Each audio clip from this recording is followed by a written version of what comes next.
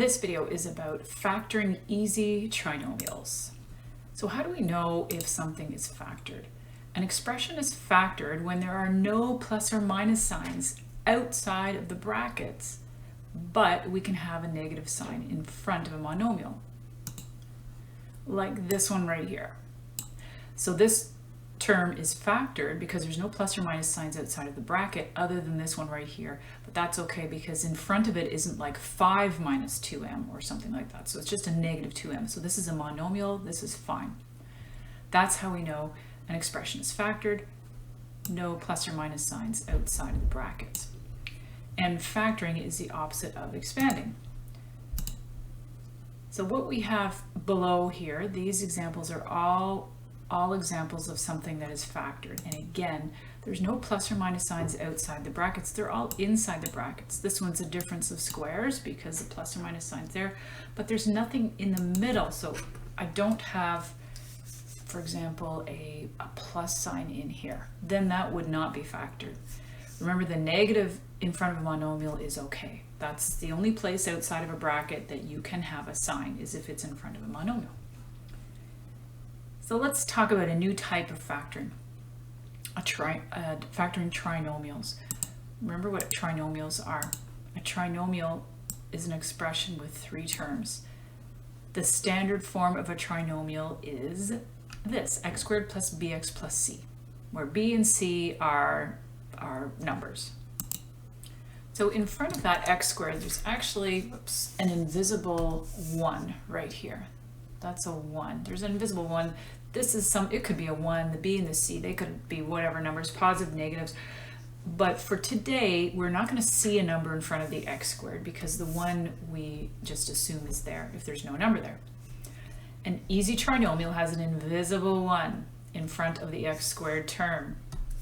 So it always looks like this, what we're going to talk about today. And the word easy, such as what's in the title here, is because of that 1. That's the main reason we're calling it easy, is because of this invisible 1 in the front. An easy trinomial in factor form looks like, and then we have x plus or minus some number, and then x plus or minus another number. And we just use r and s for those numbers. Example 1. Find 2 numbers, positive or negative, with the following relationships. A sum of negative 16 and a product of 63. With these problems, you can see we're going to do a lot of them. We always want to start with this piece, the product of 63. So again, depending on how quick you are with your multiplication in your head, you may need to write these down. We're going to write them down now to start. So we're looking for 2 numbers that multiply to give us a 63. So those numbers are 1 times 63, 2 doesn't work, 3, so there's not a lot of them for 63, and if you're having to work through this on your calculator, 63 divided by 2, 63 divided by 3, it can take time. It's really good for you to memorize your multiplication chart. That'll help you get through this a lot faster. So 7 times 9 is 63, and if I can do 7 times 9, 9 itself has factors, right? 9 is 3 times 3. That means I can also do 3 times something to get 63. So you can use your calculator if you need to. 63 divided by 3 is 21. And you don't need to really keep thinking over and over because what I'm going to show you is you might already have your answer here. So we're looking for 2 numbers that have a product of 63.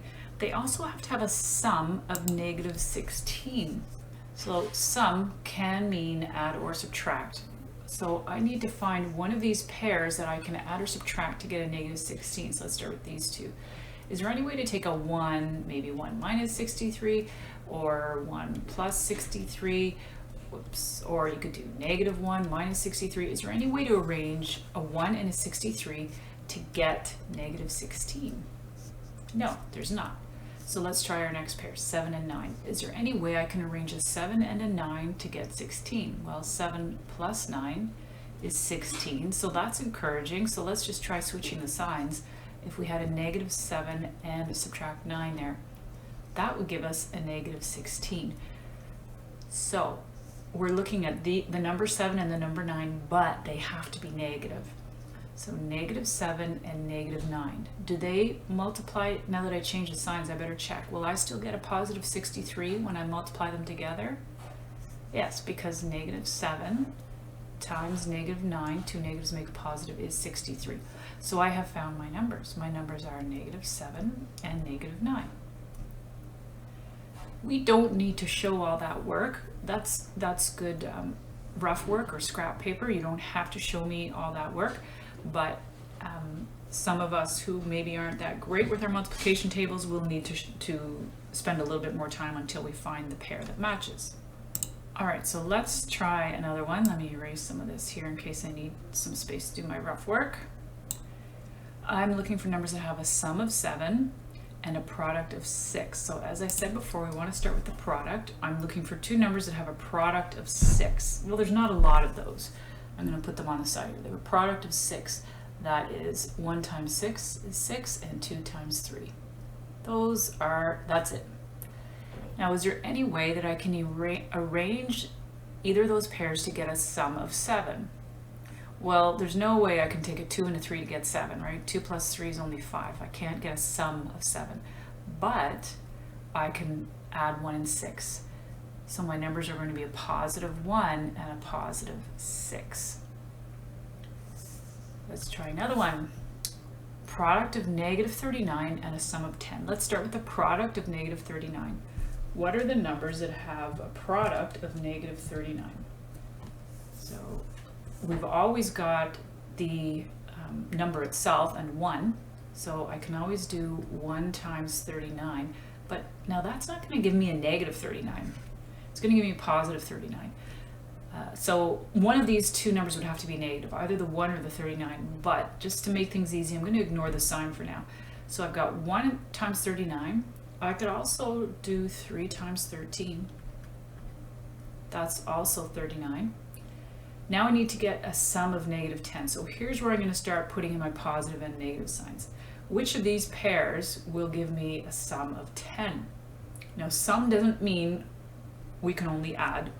What it means is we're going to add, but some of the numbers might be negative. So that's exactly what's going to happen here with 3 and 10. The 3 is going to stay positive. Sorry, 3 and 13. The 3 is going to stay a positive, but the 13 would need to be a negative. So 3 and 13. Does that give me a sum of negative 10? Yes. Does it give me a product of negative 39? Yes. So there's my number. My numbers are a positive 3 and a negative 13. Next one, D. A product of negative 12 and a sum of negative 1. Sum of negative 1. Notice I switched these around. The product is over here. So I'm not going to start with the sum of negative 1. I'm going to start with a product of negative 12. What are numbers that have a product of negative 12? Ignore the negative. Numbers that have a product of 12 are 1 times 12, 2 times 6, and 3 times 4. Now, how can I get a sum of negative 1? I need to add or subtract. I need to add or subtract any of these numbers to end up with a negative 1. So it's going to have to be 3 and 4, right? None of the others will give me negative 1, 3 and 4. So how can I take a 3 and a 4 to end up with a negative 1? So that would be positive 3 and a negative 4. Or you could write them the other way. You could put the blanks on the other way, it doesn't matter. E, product of negative 12 and a sum of 11. What numbers have a product of negative 12? Let's start with that. Product of negative 12. Let's forget about the negative. Product of 12. We've got 1 times 12. We just did this. 2 times 6. And 3 times 4. Now, which ones of those give me a sum of negative 11? Sum of negative 11. That's going to have to come from this pair here. Sum of negative 11. It can't be negative 1 minus 12. That's negative 13. So what about negative 1 plus 12? Well, negative 1 plus 12 is 11. I need negative 11, so it's going to have to be a positive 1 and a negative 12. Those are the numbers that are going to give me a sum of negative 11. And they also give me a product of negative 12. When I multiply these two together, when I multiply them, I get negative 12. And you might be thinking, why are we doing this? Okay, we're getting there. Actually, what we're finding are the numbers that are going to go here and here in our factored form. But we're just doing a lot of practice with sum and product first. Next one, again, is a product of 12, again, and a sum of 13. So let me go back up to my list up here. I've already got them written out. Product of 12 and a sum of 13. Sum of 13. 3 and 4 aren't going to give me a 13. 2 and 6, no, but 1 and 12 will. So I need a sum of 13. How can I take a 1 and a 12 and get a 13 out of it if they're both positive? All right, next one. We've got, again, a product of 12. Great, I already got some numbers up there for that. And a sum of 7. Let me just erase some of this stuff here. I'm looking for a sum of 7. So look at the numbers that we've got. 1 with 12, 2 with 6, or 3 with 4. Which one's going to give me a sum of 7? Well, that's going to be the 3 and the 4 combination there, but they're going to both have to be positive. Remember, I want a product of positive 12 and a sum of positive 7, so they need to both be a positive 3 and a positive 4. We've got one more of these 12 ones here. We've got a product of 12, great, and a sum of negative 7. Sum of negative 7? Well, I'm going to go back to those numbers I just had for positive 7. Now, if I put negative 3 and negative 4 here, that's going to give me a negative 7, but is it going to give me a positive 12 when I multiply them? Is negative 3 times negative 4 equal to positive 12? Yeah, so those are my key numbers, the two numbers that I needed. So now that we have hopefully a good grasp of the sum and product strategy, we can move on to factor. Factoring easy trinomials. So that's our lesson for today. C is the product number and B is the sum number. What am I talking about? See up here? We had this B and this C. Let me just erase this stuff here. Change my highlighter color to pink. We had a B and a C. So C is the product number, B is the sum number. But we're going to do exactly what we did up here. It's just we have numbers now. We have trinomials, 3 terms, 1, 2, 3. Perform the same steps that we just did above to find those key numbers. So let's just do that first. So which one's my B and which one's my C?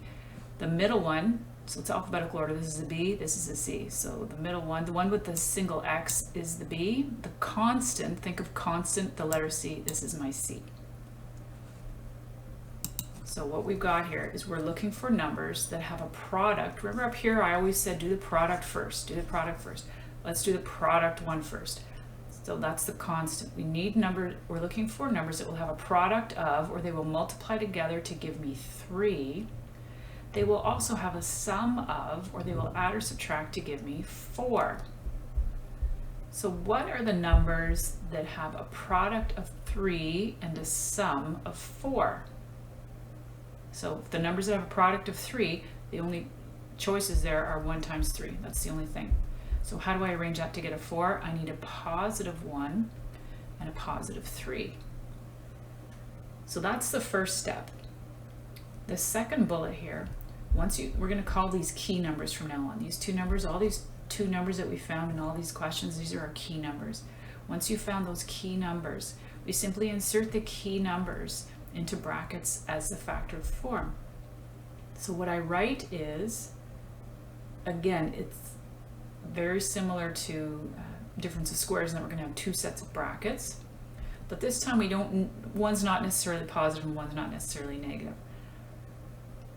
We take this first term right here, goes at the front. And then what goes in for the rest are just these numbers right here. So we had a +1 and a +3. That's factored. That's it. And then a lot of you are thinking, well, where'd the 4x go? Like, how does that make any sense? So I'm going to distribute just to show you. We're going to expand. x times x is x squared. X times 3 is positive 3x. X times 1 is positive 1x. 1 times 3 is 3. These two right here are going to give me my 4x. And that was the original question. So the 4x didn't disappear. It got broken down into these pieces. Erase some of this. I don't want to confuse you too much. I was just showing you there that we haven't actually gotten rid of anything in the question. All right, let's try that again. So back to the first bullet. C is the product number. That's one we're going to start with. Which one's the product here? The product, remember, C is the constant. So my product, I'm looking for numbers that have a product, or they will multiply to negative 20. And they have to have a sum or add up to the middle number, which is, what is that middle number? X? No, there's no x's here. Remember all the examples we did up here in example 1? Those were just numbers. We're not talking about x's here, just numbers. So the number in front of this is an invisible 1. So I'm looking for numbers that add to negative 1. So what are two numbers that multiply to negative 20 and add to negative 1? So these will be my key numbers. What are two numbers that multiply to negative 20 and add to negative 1? Well, you can go through all your factors of 20. We've got 1 times 20, 2 times 10, 4 times 5. Do any of those, can we arrange them to get a negative 1? We can, right here with the 4 and the 5, if the 5 is a negative. So the numbers I need are going to be a positive 4 and a negative 5. So let's just check. Positive 4 times negative 5 is negative 20. Positive 4 plus negative 5 is negative 1. So my steps here, I'm going to have 2 brackets. And I'm going to have just an x at the front. And at the back, I just put these two numbers. One's a plus 4 and one's a minus 5. And that is factored now. So I have broken this trinomial down. Instead of it being a trinomial, polynomial as one simple expression, I've broken it down into 2 multiples. X plus 4 times x minus 5. And we need that a lot. We need things that multiply together to get an answer as opposed to just add or subtract together. We'll get to that later. But multiplying terms together, or binomials together, is going to become very important for us. Part C, 2 numbers that multiply to 42 and they add or subtract to 13. So right now I want you to press pause on the video and I want you to find these numbers yourself and then finish the whole question. Go ahead and put it into brackets, and then when you're done, press play again. Okay, you're done. Hopefully you came up with the numbers positive 7 and positive 6. So that gives me x plus 7 and x plus 6. Easy as that. Next one. So I'm going to pick up my pace a little bit here. Hopefully that you guys are catching on. If you're not, then just slow down and work at your own pace. I'm looking for 2 numbers that have a product of 12. They multiply together to be 12, and they have a sum of negative 7. What are the numbers that do that? Think about it for a second. Press pause if you need to. That's going to be a negative 3 and a negative 4. Those are my key numbers. So all I do is write x minus 3, x minus 4. E, x squared plus x minus 5. I'm looking for 2 numbers that have a product of negative 5. It's always the constant term that's the product. And they have a sum of, and the sum is always the number in front of the single x. And in this case, I can't see anything, but it's not 0. Of course, it's 1. So that's a 1. Numbers that have a product of negative 5 and a sum of 1. Well, what numbers have a product of negative 5? And forget about the negative, what has a product of 5? Just 5 times 1. Look at the question here. If possible, there's always an impossible one thrown in there. This one's not possible. There's nothing that multiplies to negative 5 and adds to negative 1. So we don't leave it blank. If you leave it blank for me on a quiz or a test, I'll think, you didn't understand how to factor. I won't think that you realized that it cannot be factored. So you have to write that here. Cannot be factored or not possible or something like that. You have to state that. Otherwise, your teacher will think you just skipped it. You didn't realize that it couldn't be factored. You just said, I'm going to skip this one. So you make sure you want to get credit for actually knowing how to do the question. Let's move on. Two numbers that have a product of positive 10 and a sum of negative 7. What numbers have a product of positive 10 and a sum of negative 7? So I'm thinking something about a 5 and a 2, because 5 times 2 is 10. How could I get a negative 7 out of that? Okay, that would be a negative 5 and a negative 2, because when they multiply, I will get a positive 10. So into the brackets they go. X minus 5, x minus 2. Remember, you're not putting x squared in the bracket. You're actually taking, happens to be the square root of this term. It's not as easy as that, but that's a quick way to remember it. Okay, what's next? I'm running out of different colors here. I need numbers that multiply to give me 63 and add to give me negative 16. And I already did the 63 up here, right? Somewhere up here, didn't I? Yes, at the top. Oh, but I erased it. Okay. So numbers that multiply to give me negative 63 and add to give me 16. So probably 7 and 9. 7 and 9 multiply to 63, positive 63. How can I get a negative 16? Well, if I make them both negative. So there we are.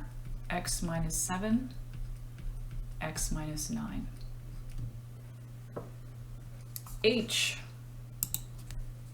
Okay, I'm out of pen colors. So this one's called lava. Let's see what it looks like. I'm looking for numbers that have a product of 1 and a sum of 2. So it looks like lava color is kind of like red and black, maybe something like that. Okay, I've never used that pen before.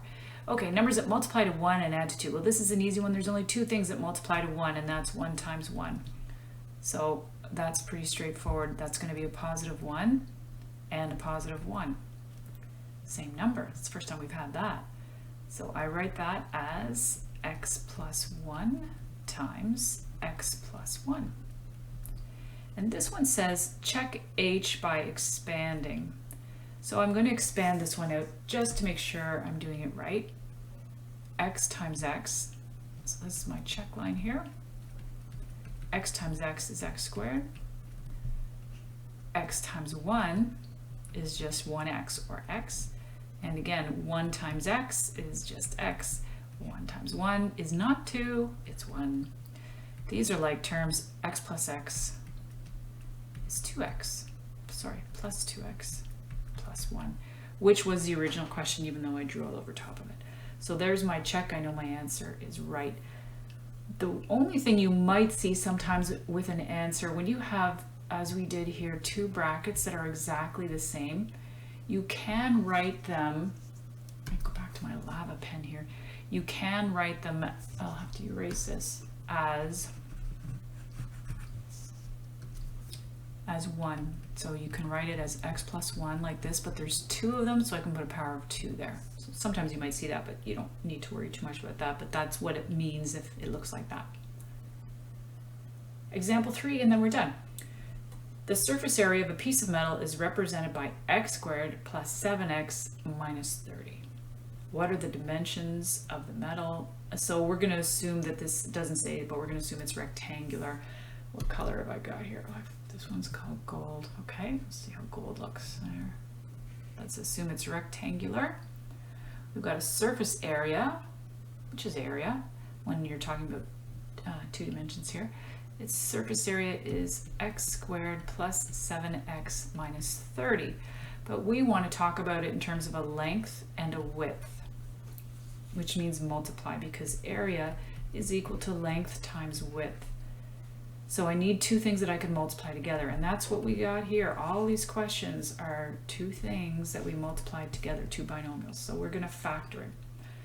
To find the dimensions of the metal, to find a length and a width, I'm going to have to factor this trinomial so that I can break it up into two pieces.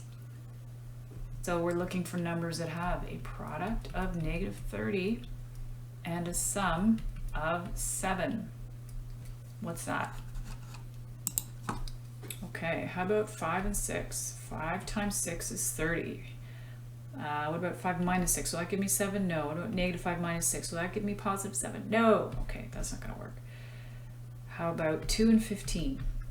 2 and 15. They multiply to give me 30. What about 15 minus 2? Would that be 7? No. How about if they're both negative? One's positive. Try all the combinations. No. That one doesn't work. What about 3 and 10? 3 and 10. That looks promising. I can get a 7 out of a 3 and 10. 3 minus 10. Is that 7? No. How about negative 3 plus 10? Is that 7? Yes. So there's my numbers. So I'm going to rewrite my expression for the surface area as x minus 3, x plus 10. So the question said what are the dimensions, so it doesn't matter which one I pick. I could say that this is the length, x minus 3 is the length, or I could say it's the width, and x, it doesn't matter. One is length, one is width. So let me just write out a little sentence here. Therefore, the length is x plus 3, and the width is x plus 10. And I put units. The question didn't say centimeters or anything on here, so I don't know if it's centimeters or meters or kilometers or inches, so I just wrote units. And you could have put it the other way. You could have said x minus 3 is the width, and x plus 10 is the length. It doesn't matter. Find the actual dimensions if x is 15. So I actually have a number here for x. This is the first in a long time. I can either substitute the x equals 15 into the original x's here, or I can substitute that x equals 15 into my factored version into the x's there. It doesn't matter, but I'm going to substitute into the original, because if I made a mistake with my factoring, that means I'm going to get part A wrong, but I don't want to get part B wrong, so I may as well substitute in the original question. So the surface area would be, instead of an x, I have a 15 squared, so I'm substituting right here, plus 7 times 15 minus 30. So 15 squared is 225, and 7 times 15 is 105 minus 30, and you can use your calculator here, and we're going to get 300 units squared. This is the surface area, so it's 300 units squared. And if I wasn't sure, and I have a bit more time, I could also check by substituting. I could also check by substituting that 15 into this line to see if I get the same answer. Okay, that is factoring easy trinomials. You got to do a ton of these questions to make sure you're getting it right. You've got to be good with your multiplication tables. And if not, now is a good time to learn them all so that you don't have to every time spend a lot of time figuring out what multiplies to 20, right? It should be fast, fast, fast for you. So lots of practice, and next thing you know, we'll be ready for our next lesson.